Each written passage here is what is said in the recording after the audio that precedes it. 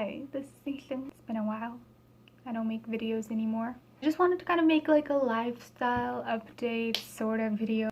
Anyhow, I just got here in UB from my summer house and I've been staying there for a while, trying to keep myself busy, but most of the time was spent on the toilet or in my bed playing pizza games. Let's first talk about books. I look at reading books and consuming literature as a form of meditation, so you are eventually gonna find out shit about yourself through the books. Anyways, in my summer house, I found many books. I found some gems in there, and one of the books that I read during that time is this. This is called Watership Down. It's by Richard Adams. When I heard the name Watership Down, I remembered a video from Super Eye Patch Wolf. He made like this disturbing animations or something like that kind of video. There was an animation about this, right? Yeah, there was. The animation seemed very gory to a point where it would kind of traumatize you a little bit. It's about little rabbits trying to survive and shit. It's less fantastical and more realistic in that sense. Looking at the world in a rabbit's perspective, it really puts you in the shoes of those rabbits. Therefore, you feel like a rabbit. You feel fearful, paranoid, nervous. No wonder these animals have such quick reflexes. Their lives, man. Shit's hard. It is quite disturbing at times, but it's also very adventurous. Not meant for your scares. It's more meant to just sort of show from an animal's perspective, and I loved it. And I cried at the end, which I didn't expect. This does not look like a book that's gonna make you cry, but I did.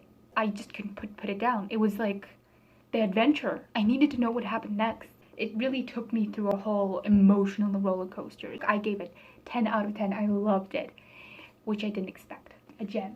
And then I didn't finish any new books. I just started new books. I keep adding to my fucking collection of books that I am currently reading but never finished, including these two big ass books. This is Financer by Theodore Dreiser, and this is The Man Without a Face by Marcus Wolf. This is a really good book. I'm enjoying my time reading it, but sometimes my head hurts because it talks a lot about, like, you know, stocks and money and finances and banks and blah blah blah blah blah. And I was never the type of person to look at money in my life. Like, the romance part and the general social lessons in this book are great. I'm not finished, as you can see. Like, I'm only 10 chapters in. It's just really hard to pick it up once you put it down because a lot of talk about money. I don't get it. I don't think I will ever get it because I'm not a money-driven person, but whatever. To each of their own. And this book, right, it looks creepy. It's like A Man Without a Face. I was like, oh my god, is this about a ghost? Is this about a monster? A killer, perhaps? The fate, you know, it's like creepy and shit. But this is just an autobiography about a German detective, undercover detective. And yeah, it's just politics. This person, right, he's on the opposing side of Hitler. I learned a lot of history lessons. Side tangent. I'm about to graduate high school, and all I've ever really heard about world history from my history lessons that I got was just like China and Russia. Majority of the time, you're gonna learn about the Mongolian history. In general, there's no such thing as world history when it comes to Mongolian educational systems.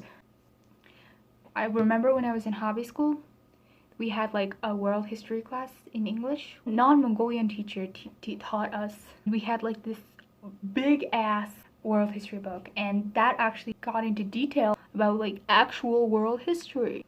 What the fuck is my bangs doing? Mongolian educational system, they're just like super repetitive, no world history. Nobody knows what's going on around in the world. This man lived through it all and was even like involved, like personally involved in it. That's why it's so like eye-opening. At times it's kind of also kind of boring because politics. I'm also not into politics. I just prefer to live in my own bubble. I do plan to finish this. Once you get into it, it's good. Politics, you know, much more dramatical than just like money talk. You know, money talk, it's just cold, hard, soulless man. The book that I'm reading also right now is this. It's a small little book. It's cute. I will probably finish it today. It's called Tender Adversary, and it's by Judy Bear. I remember seeing this as a child on my mom's bookshelf, and I was like, oh, this is like I'm a wife staying at home bored with my children and I want to read some spicy. But I read it, and yeah, it is pretty much what I thought when I was a child. It is like romantic, you know, like movie-esque romance shit. It's like new, it's refreshing. Honestly, I don't think I've ever read like a romance book. So this is a new one. This is like, you know, like that whole like, oh, butterflies, I can't stop thinking about that man. His glaring blue eyes reminds me of the sea. It's as blue as the sky. It hypnotizes me through and through. His wide, broad shoulders, his tender grip. It's kind of like that. Drama in it is also very good. 2 lawyers in different law firms, and those law firms are like battling with each other on this one case, but they fall in love. But they shouldn't be together, because if they were seen together, their jobs will be lost. It doesn't hurt my head. I'm usually like laughing or being all like, ah, you know, fangirly and shit. But I don't like the cover picture. Like, what the fuck? What the fuck is this? Bruh. What the? That's not a handsome man. You can't tell me that that's a handsome man. This does not look like a selfless person. What the fuck is that hug? Oh, I don't like the picture, but I create their faces in my own imagination. I got 2 new books, which I'm very happy about. I got it yesterday. This one I've heard about before. I had 2 others of this. It's not books that are continuing. It's different books with different authors. It's just they translate it nicely and put it into numbered copies. One of the classics, basically. Wait. I have Lev Tolstoy's Kreiser's Sonnet. I really liked it. I plan to read the non-translated original copy version someday. I really liked the quotes. This is amazing. I had another one. I sure am going to enjoy my time reading this. It's called It's by Sabahattin Ali. I bought this. Frankenstein by Mary Shelley. I've never actually watched the original movie.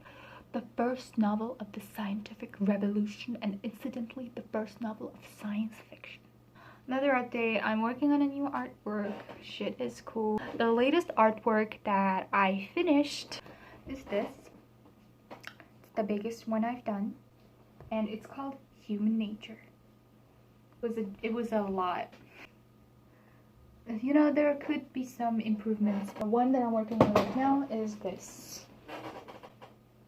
So I wanted to kind of have a different vibe. I was kind of sick of drawing like 1 to 2 figures. And I also really love doing like drawing trippy shit. Very complex doodles, right? Decided to draw something like that.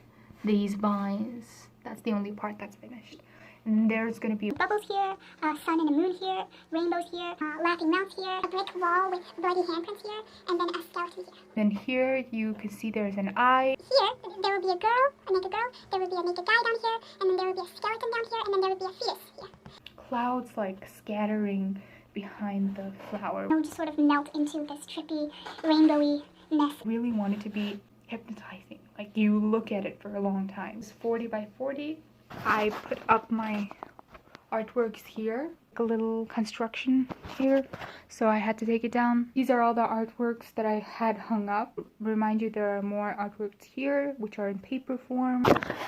Anyways, that's about it, ladies and gents. I'll see you next time. Bye.